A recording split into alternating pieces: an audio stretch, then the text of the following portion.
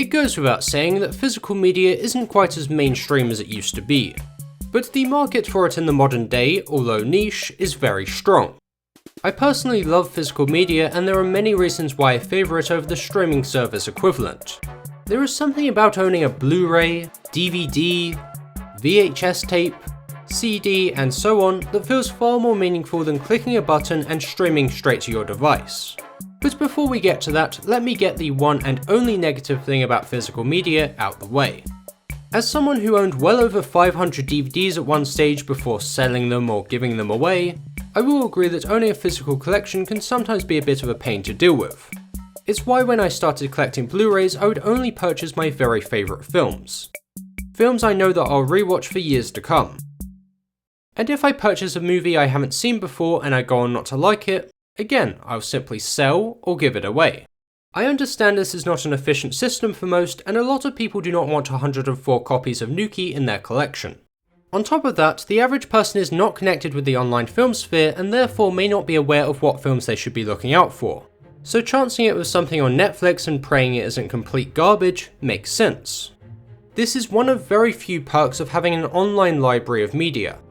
And this is the only ever so slightly negative thing I'll say about physical media. Now I would like to dedicate the rest of this project to talking about why it's brilliant. So, what is special about owning your favourite pieces of media? Well, not only does it look cool when part of a collection, but it also feels more personal. People may own some of the same Blu-rays I do, but the chances of two people's collections being identical is slim. Again, that's the personal touch because the media you own is likely to be reflective of the type of media you enjoy. Looking at streaming services, everyone has the exact same access to the exact same content. And you also miss out on the bonus material that can come with physical media. Believe it or not, I'm very much into my films, so being able to watch the film with director's commentary and watch behind the scenes provides for a great experience.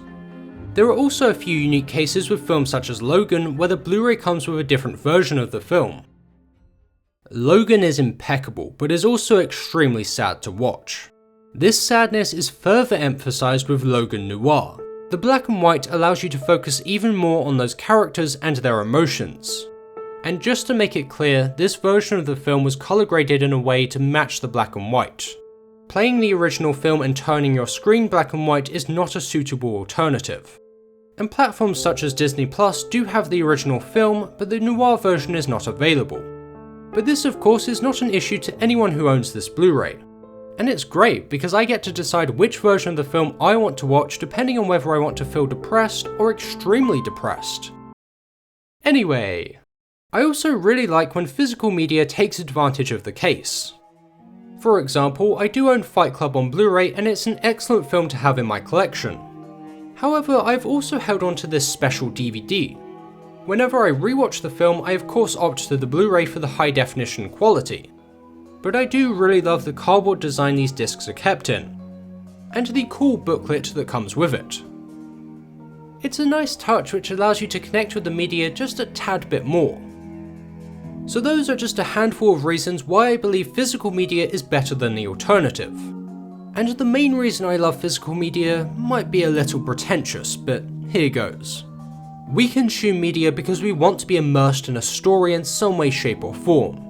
And often, physical media can tell a story of its own. Back when I played a lot of video games, I was very much invested in the Halo series.